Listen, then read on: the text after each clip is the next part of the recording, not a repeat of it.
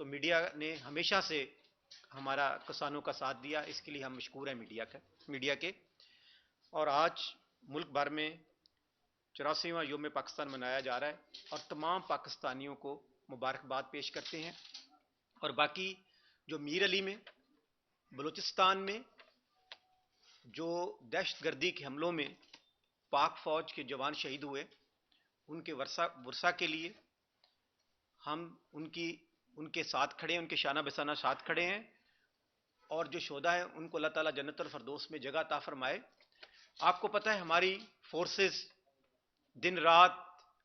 پورے پاکستان میں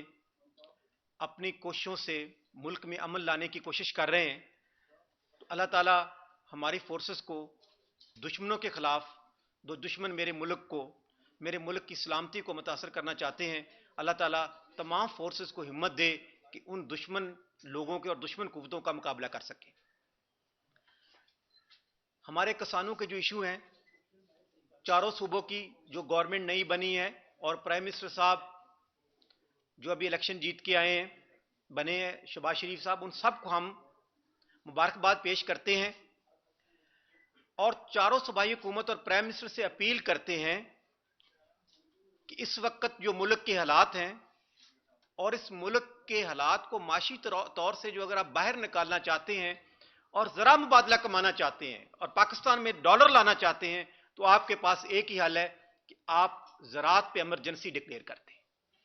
اگر آپ نے زراعت پہ ایمرجنسی ڈکلیئر نہ کی، زراعت کو پروموٹ نہ کیا، تو آپ جتنی بھی کوششیں کر لیں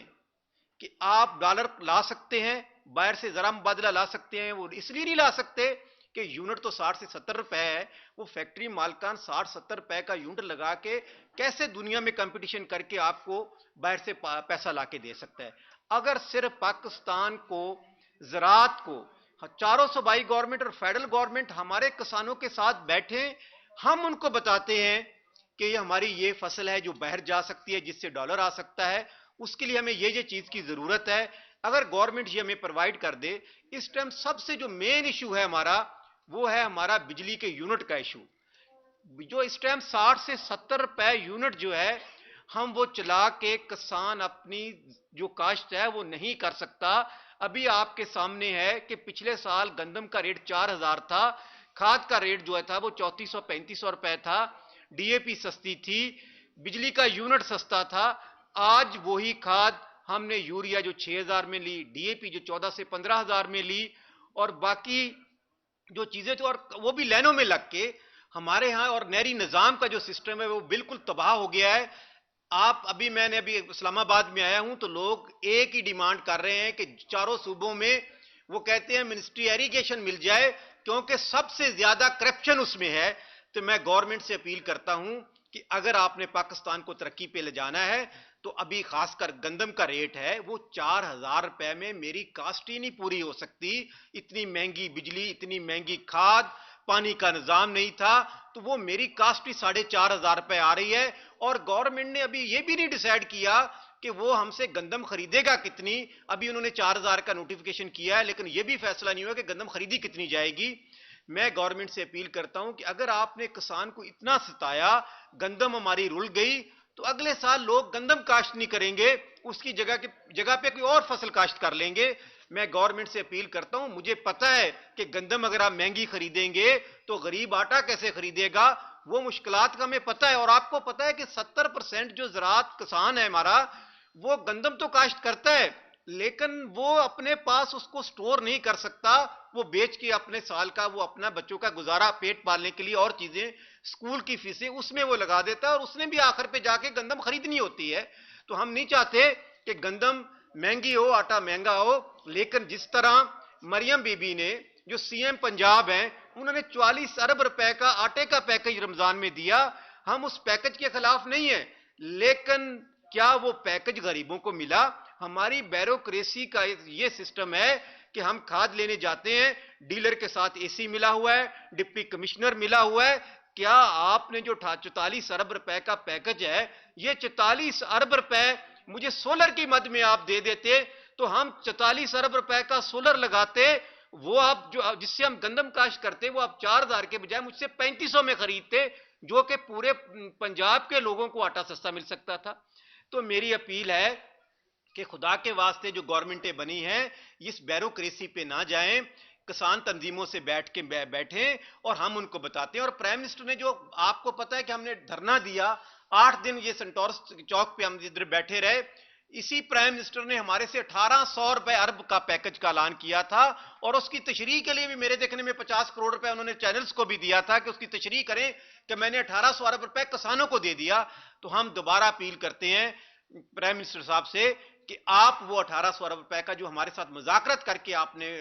پیکج دیا تو اس کو بحال کیا جائے. میں دوبارہ گورنمنٹ سے اپیل کرتا ہوں کہ جب تک کسانوں کو آپ اس ایمرجنسی ڈکلیئر نہیں کریں گے, زراعت پہ ایمرجنسی ڈکلیئر نہیں کریں گے, تو یہ ملک خوشحالی کی طرف نہیں جائے گا.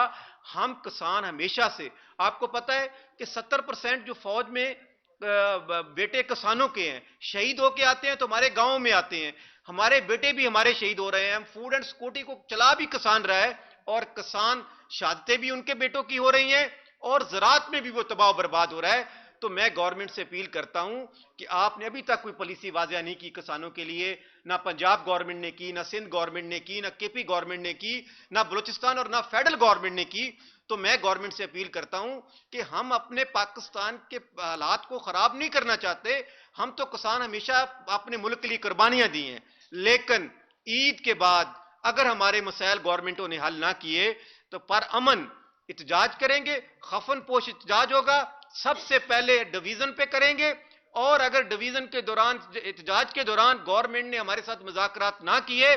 تو پھر اسلام آباد میں سنٹورس والا یہ دھرنا 7 دن والا کوئی دھرنا نہیں تھا, اتنا بڑا دھرنا دیں گے. کسان ابھی بھی لوگ ہمارے رلتے ہیں, وہ کہتے ہیں خالد صاحب آپ ہمارے چیئرمین ہیں, یہ صدر صاحب ہیں میاں مہر صاحب, آپ یقین کرو ہمیں وہ جب بھی ہمیں کال کرتے ہیں وہ کہتے ہیں کہ ہم مر گئے ہیں, آپ نکلیں, ہم آپ کے ساتھ ہیں. ہم صرف گورنمنٹ نہیں بنی ہے, اس لیے گورنمنٹ کو آج ہم بتانا چاہتے ہیں کہ اگر عید تک ہمارے مسائل حل نہ کیے تو ہم پرامن احتجاج ڈویژن تک رکھیں گے, اور اس کے بعد اسلام آباد میں اتنا بڑا دھرنا دیں گے کہ یہ اس دھرنے کو نہ روک سکیں گے نہ اس وقت تک اٹھا سکیں گے جب تک ہمارے پھر مسائل حل نہیں ہوں گے. بہت شکریہ.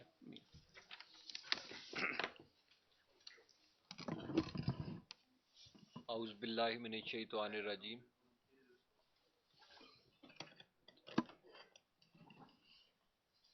اعوذ باللہ من الشیطان الرجیم. بسم اللہ الرحمن الرحیم. سب سے پہلے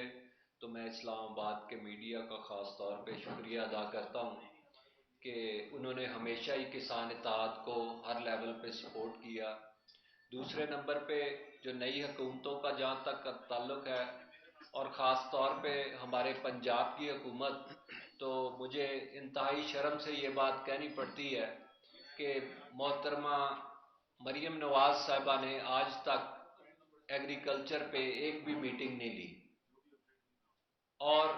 انہیں اندازہ ہی نہیں ہے کہ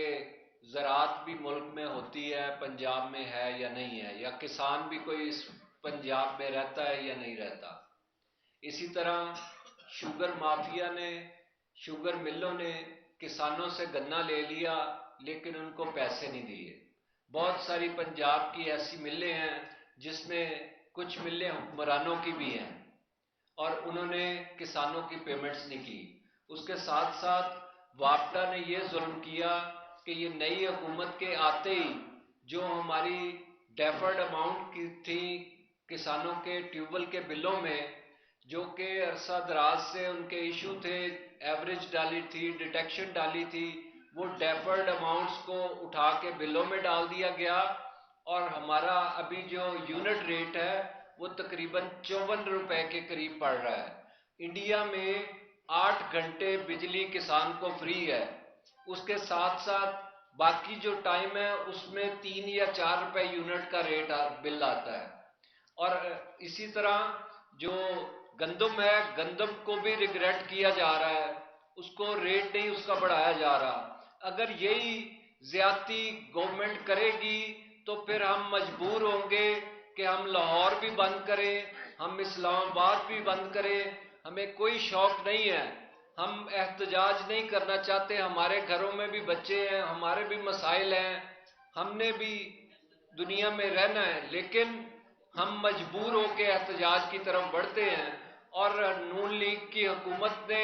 آتے ہی ہمیں مجبور کر رہی ہے کہ ہم دوبارہ سڑکوں پہ نکلیں اور احتجاج کی طرف جائیں.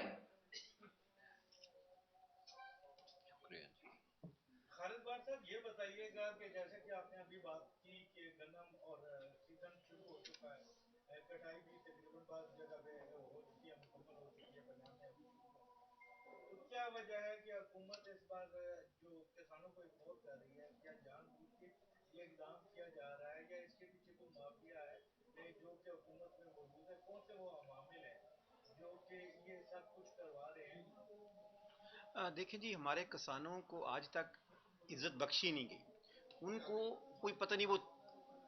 کیا سمجھتے ہیں. اور یقین کریں کہ چھوٹا سا کوئی انڈسٹری کا ایشو ہو، کوئی میں کہتا ہوں کہ ایک رکشے والے یونین والا ہے، اس کو آپ کہو تو اس کو بھی لوگ وہ ریئیکٹ کرتے ہیں. ہمیں تو بالکل ہی انہوں نے پوچھنا چھوڑ دیا. گندم ہماری تیار ہے، بڑی مشکل سے ہم نے تیار کیا. میں ابھی سندھ گیا تھا، سندھ میں سے 1 مہینہ ہو گیا گندم نکل بھی چکی ہے، اور اس میں نے دیکھا لوگ رول رہے تھے، گندم کا ریٹ ڈیسائیڈ نہیں تھا. تو میں حیران ہوں کہ پاکستان کے حکمرانوں کو، کہ جس کو انہوں نے آگے لے کے چلنا ہے ان کی طرف توجہ نہیں دے رہے، اور پھر کہتے ہیں کہ ہم ملک کو اس معاشی آگے لے کے جا رہے ہیں. تو یہ بڑا ظلم ہو رہا ہے جو کسانوں کو اگنور کیا جا رہا ہے.